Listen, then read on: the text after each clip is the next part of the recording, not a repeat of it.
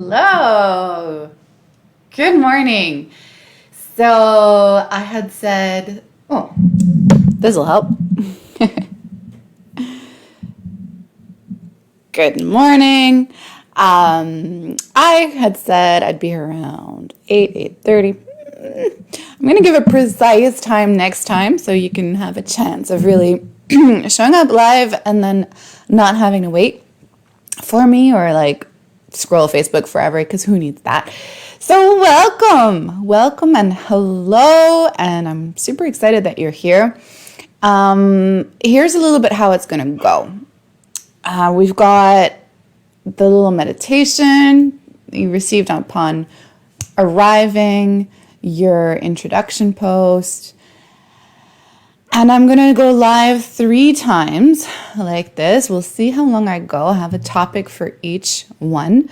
And this is very iterative and very interactive. So post your actual experiences and I'll be able to speak to them directly.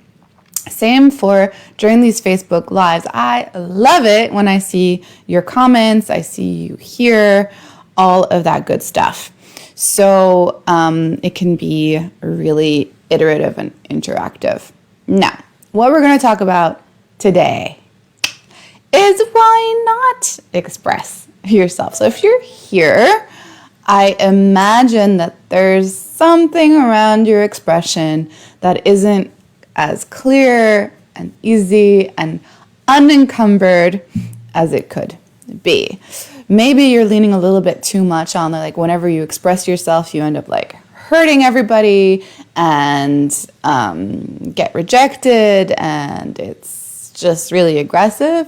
Or you really hold it back, you mute it down, and you just go quote with the flow. Never have any problems until that builds up and explodes. So I have my glasses here that allow me to see if there's any comments. Okay, there isn't. So that's super fine.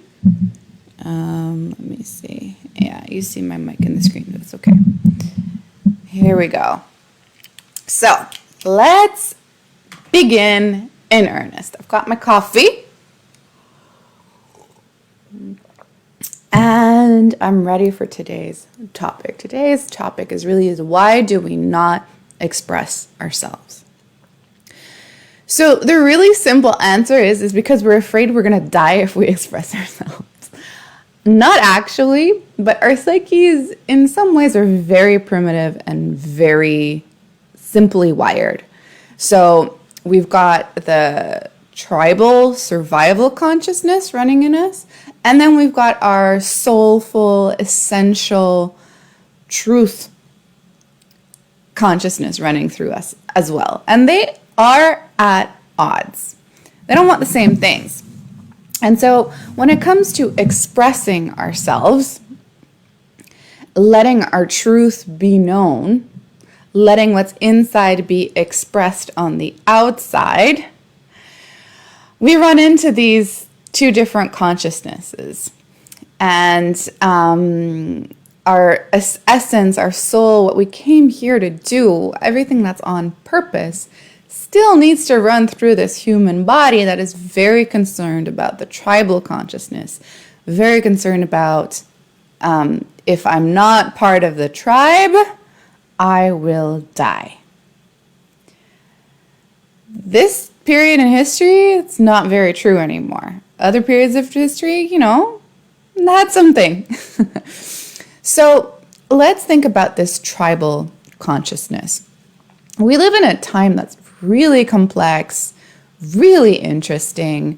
Tribes kind of merging and overlapping, and we can be in many different sort of tribes, the work tribe and family tribe and the play sports tribe, whatever it might be, and they can all kind of overlap, and they each have sort of their rules of conduct.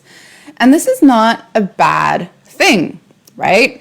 If you think of everything being energy, which is vibrating information, all of that needs to be organized somehow when many people come together. And so we have some norms, some conditions, some ways that we create a sort of fabric, sort of structure for the energy of each of these people to be channeled through. So this is, it's a kind of unsurprising that we build this when we get together. It makes a lot of sense, truly. And so now, on top of that, each of these human beings has an essential, unique soul self. And we're going to unpack what this tribal structure has to do with that essential self being expressed and coming out. So, a first point is really that you don't have the context to express certain parts of you. Very possible. There's no context for it.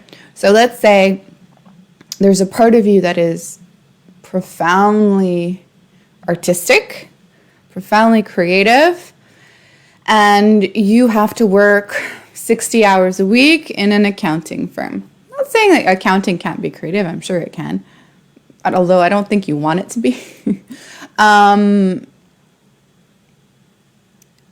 But the context, the framework of your life just isn't built to receive that artistic side of you. Now, that doesn't mean you can't create that framework, that context. Maybe the 60 hours you work, and then the other hours in your life you do, the human things, and you devote yourself to some art classes, you set some time aside every night to draw, to paint, to whatever it is. So you create the context. It's so boring for a reason why you're not expressed, but it's really true and grounded. Very often, we just do not give ourselves a space where we can express the sides of us that want to be expressed. So that's one thing. Another thing is what wants to get expressed in us on occasion is extremely complex, extremely complicated, multifaceted. And again, there's no context really to receive that. But more than that, there hasn't been enough time for what you're wanting to express, the complicated, complex nature of it, to have been worked through for you enough to make sense in words or in imagery or in a really nice outfit or in anything that you're creating. It's just not valued enough. And so time hasn't been given to it. And we're going to go into the reasons why we don't give ourselves the time. We don't value our own expression. And I'm feeling a little blob of sadness around that because I feel like that's for a lot of us.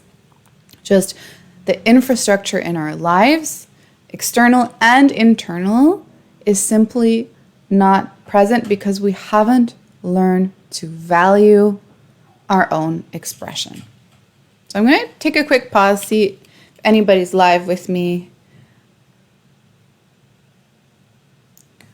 Cool. So my thing says that no, but I'm just going to double check that because sometimes, cool, nobody is here. No problem. I know you'll catch up during the day. All right.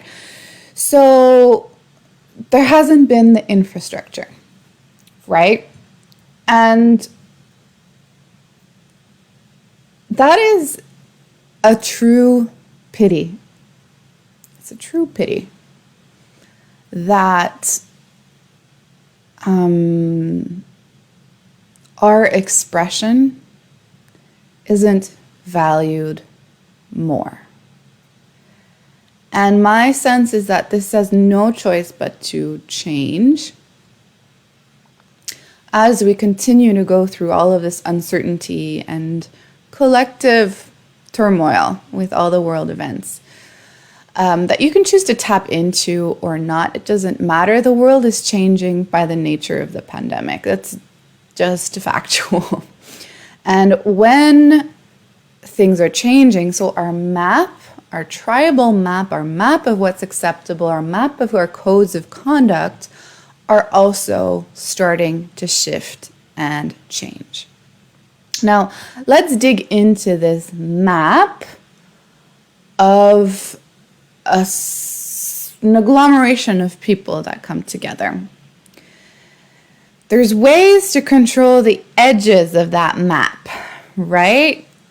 That means ways that we have so that people don't violate the norms in this context. And those are internal, like guilt, and they can be external, like really like being rejected or shamed or laughed at. And when we find ourselves out of one of these tribes, that comes with a lot of pain that all of us know at some level and all of us have tried to avoid, is my guess anyway. And rejection, loneliness, and it has an extra twist to it, right? When we're being rejected because we've been misunderstood. So not even rejected for the truth, but for a distortion of it. And I don't need to tell you twice that these are not fun feelings to experience. So if you're watching the replay later, feel free to comment and to put in your ahas and to put emojis and reactions and all of that. I won't see them in real time, of course, but cool. Whoever's here, just say hi. And I'll know who I'm talking to. And if you feel like you've missed too much of the beginning to understand what I'm saying, well, just come back at a later time. So we've got these maps of tribal consciousness, and when we are threatening to kind of go out of what is the regular expected way, we are met with these uncomfortable feelings. And of course, these are painful, and so we create a whole new layer of fear inside of us to stop us from doing that, to stop us from leaving the tribe, stop us from experiencing the pain of loneliness and rejection and shame. So, hey, Laurence! I somehow thought it might be you. Hey, it's good to see you. So these are the reasons, start of the reasons why we stop ourselves from expressing. Because some part of our psyche says, it's dangerous. That simple. Now, do we stop there? No, we do not stop there. Because the song inside of us that wants to be sung ain't gonna stop. Our soul is gonna keep knocking at our door and keep orchestrating whatever mess we need so that our voice, and our voice, I define this very loosely, right? It doesn't have to be words. Not all of us are verbal to the point that I am. Your voice might be where you choose to spend time, who you spend time with, who you vote for, what you buy, what you consume, what you watch on YouTube, what beliefs you subscribe to. These are all ways you're expressing and amplifying a certain vibration in the world through you. How you dress, what you make, what you invest your time in. These are all ways you express yourself. How you speak to others. If you smile at people in the metro, these are all expressions of you. And it feels delightful to be you. It feels delightful not to be constrained by all these rules and regulations. And freedom is what many of us really yearn for. And so we need to take ownership of our voice to become free. It's that simple. So let's talk about shame and guilt and rejection and loneliness and being misunderstood. Fun topics. There's a way that when we're in a tribe of any kind and we let the part of us come forward that is expected and that is invited, that can either feel really amazing because we're taking a bit of a risk and there's a vulnerability. So we're kind of excavating a new side of us. We're practicing a new expression in us. And when we're in that vulnerable, expressive place and we're well received, when we're not rejected, when we're not shamed, when we're not laughed at, and people even say things like, me too, or I understand you, the fabric of that society, of that connection, gets tighter. And this is one of the most wonderful feelings in the world, right? To connect with another. That sort of intimate, seeing somebody else and being seen and being accepted for who we are. It's wonderful. Totally wonderful.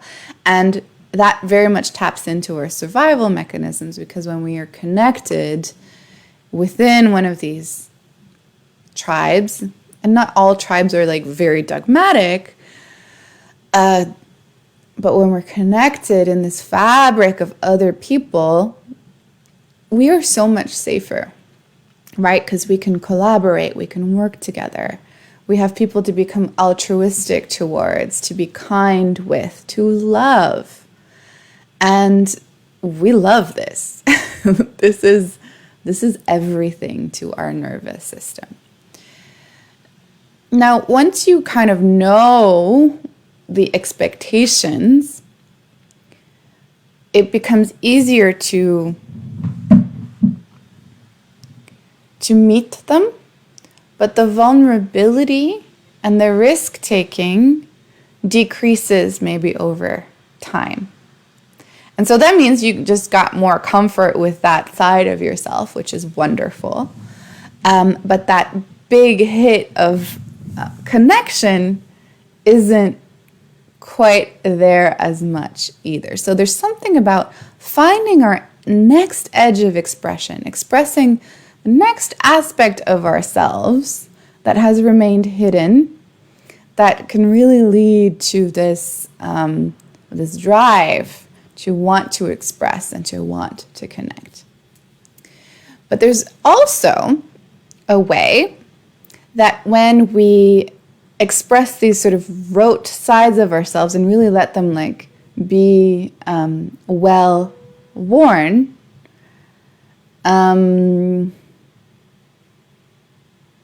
there was something really good and I forgot it. When we do that, we might be looking for the hit of connection that we did last time, but now we can start brouiller. We can start scramble the signal of our truth and go more towards what is expected, but not exactly true for us, not precisely, maybe true enough, but not precisely. And then we get a sort of a a connection hit, but it's kind of like fast food versus a really nourishing meal. So you're actually saying the truth and somebody connects with you. That's so nourishing to your whole nervous system, because it's this strong communication of you get to be you and you are loved for it and you are safe for it. Wow. We can get addicted to that. And so then we kind of like try to get a quick fix of it by modulating what's true and going for what we know is going to be accepted. And we still get the me toos and we get the yes and then we get the all of that. But there's a sour part to it because it wasn't fully the truth. And then there comes a time where we might start believing you can only get the connection by distorting your own truth. So you get false truth and you get false connection. And that feels bad. That feels bad. So I'm going to check here. Cool, it's not so early for you, yeah. So that feels kind of icky. Now what we're doing is we're distorting ourselves to fit in. And it's not because other people are terrible or they make us do that. It's really our own searching for connection and wanting it bad, that gets us to distort this. And so what the cognitive move is, I can only be safe if others like me. I can only be safe if I'm connected to tribe. I'm only safe if I distort my truth. So there's a bit of a prostitute-y thing going on where we're selling our soul, our expression, our divine, unique essence. We're shoving that aside in favor of what we think is the most acceptable. And then something gets lost, and it's that divine essence. And so if we want to become truthful and also feel soft and not terrified every time we tell the truth, we need to start valuing our very true expression again. And get the real connection based on real truth. And that means investing the time to know what your own truth is, as well as, and this is really tricky and difficult, as well as you're doing your best to really hone in on what your soulful essence wants to express, you need to be okay with the risk that it will not be received, that it will not be understood, and that you will be rejected. So the invitation that we all meet here is to become okay with alone, misunderstood, and rejected.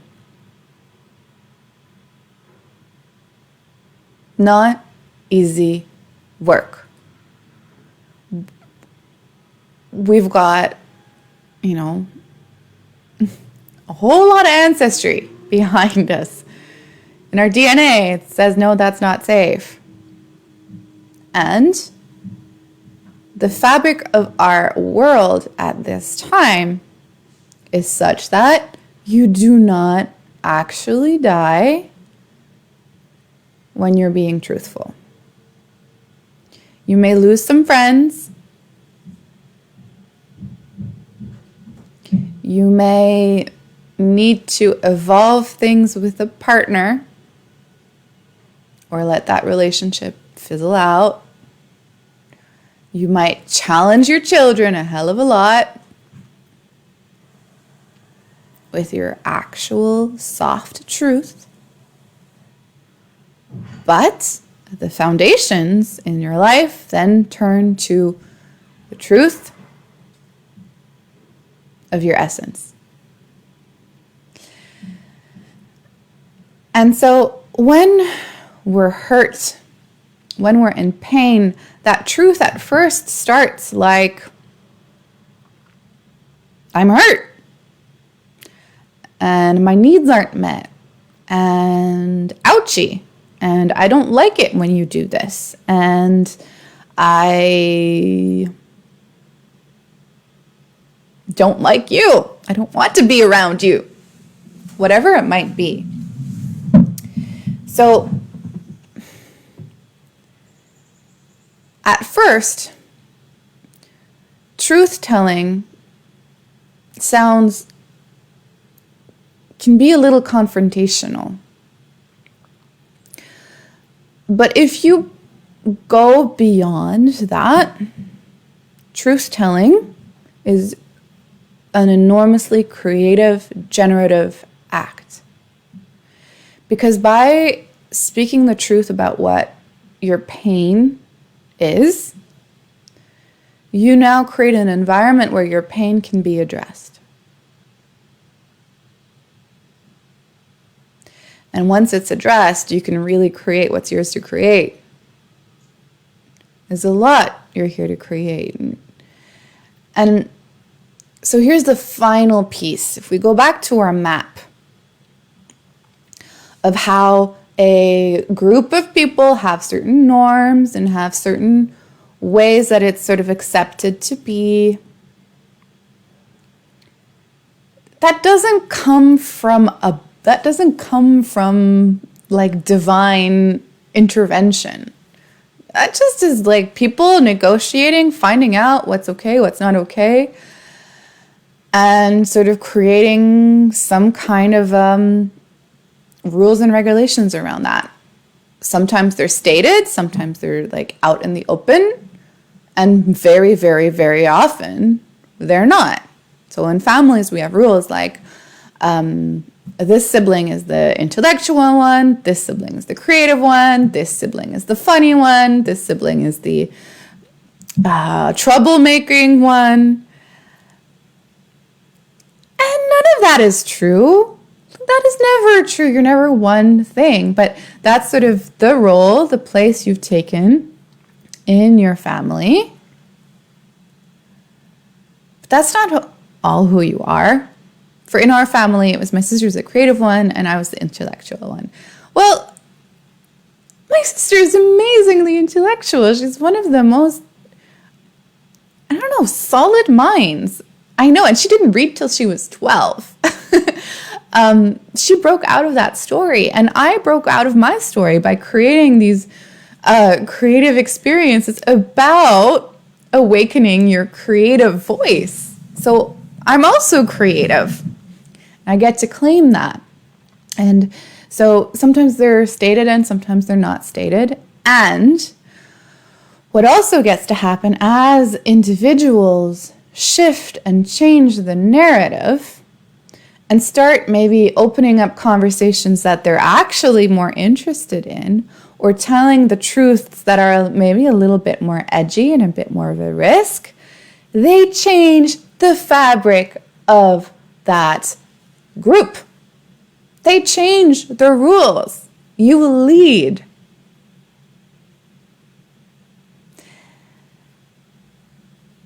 And I think if there's one thing that excites me in life, well, there's a hell of a lot that excites me in life. If you know me, you know I'm a little excitable sometimes. This is one of them. Each individual, by the conversations they choose to engage in, is making a tremendous difference on our planet.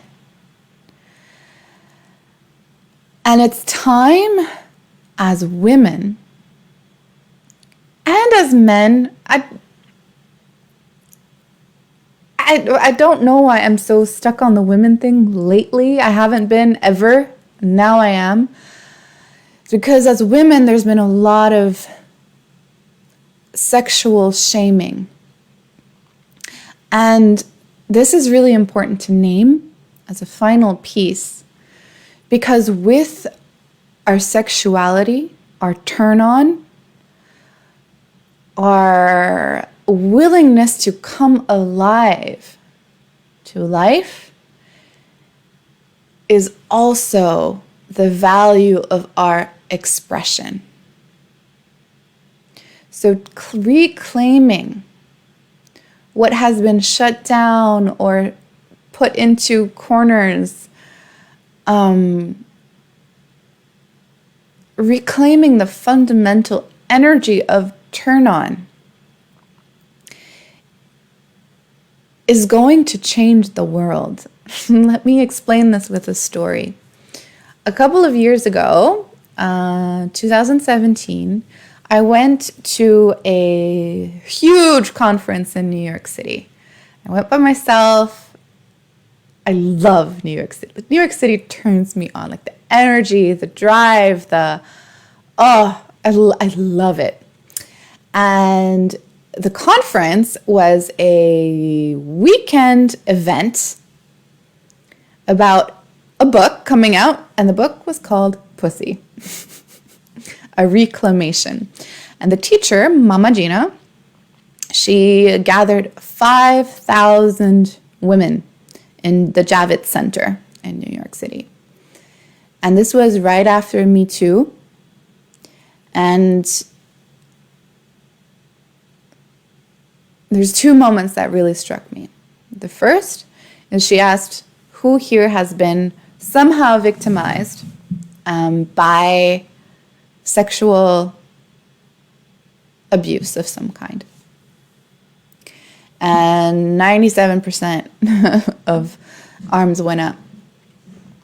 And, as an aside, I believe that men also suffer from this at way higher rates than we are aware of.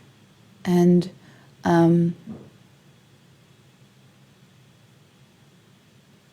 that needs to be addressed also. Those are conversations we need to have also. But here we are.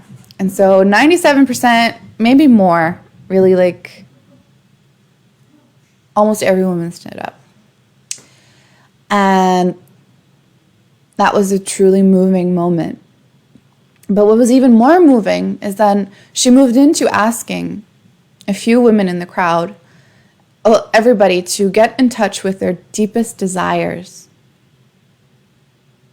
deepest yearnings. Totally personal desires. And for each woman she had stand up in front of 5,000 people. Can you imagine? Each one of them who stated her desire, she expressed it, she let it be known, she took it out of the shadows of shame. Because when I'm talking about sexuality, I'm not talking about the act of sex. I'm talking about turn on, and I'm talking about desire, and I'm talking about intimacy with life. So each woman, and she had maybe 5 or 6 or 7, 6 maybe speak. And for each one of them, you could feel it was like an electric current, feeling that desire that woman held, no matter how seemingly selfish, if she lived that desire out, that woman, not the woman next to her, but that woman, the world would be so much better for it. And in my work, I ask, because I love this question of, if you could create anything, what would you create? What are your desires? And there's so often things like, I'd like to create a shelter for women who went through what I went through, to have some space to rest, to have some understanding, to have a community. There are things like, I want to create something for all the animals that have been abused to heal. Things like, I want to protect the forest. These are true, genuine desires that people have and are ashamed of. And you believe that they're ashamed of these desires when this is the biggest resource on the planet that going unexpressed, we all lose. So the invitation is also going to be, what is your deep desire? What is going unexpressed? If you owned your voice, if you moved through all of that aloneness and fear of misunderstanding and shame is the biggest culprit here. We can learn to believe that we are bad. And that our badness means we should just go along with what everybody else says because they're not bad. And so they should be able to create. You're not bad. Maybe you've done some shitty things in the past. I have. And I believed for a long time that meant I was bad. And I worked really hard to prove that I wasn't. But that doesn't work. It doesn't. What works is expressing the shame and realizing that it doesn't mean what you think it means. It doesn't mean you're bad. So, why not express yourself? Because you think you're bad? Because it's dangerous? Feels dangerous for a part of your mind? Because it might create some havoc? But the fundamental question I want to leave you with here is it worth it? Do you love what you love enough to find your voice again? To start speaking it into existence? Okay. That's going to be it for day 1. I want to see your comments. I want to see your reflections. And I'm going to come up with the one exercise I want you to do from today. Do everything I mentioned, if you like, but I am going to ground it so that you have that one thing. So any questions are super welcome here. Yeah, Laurence, do you have any questions? Anybody watching this in the replay? I am currently working quite diligently to not be on Facebook all day.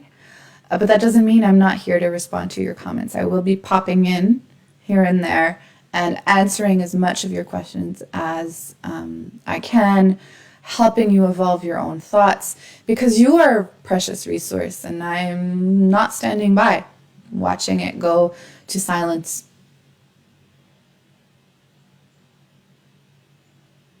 Okay, I think I'm actually going to wait a little longer because there's a big delay.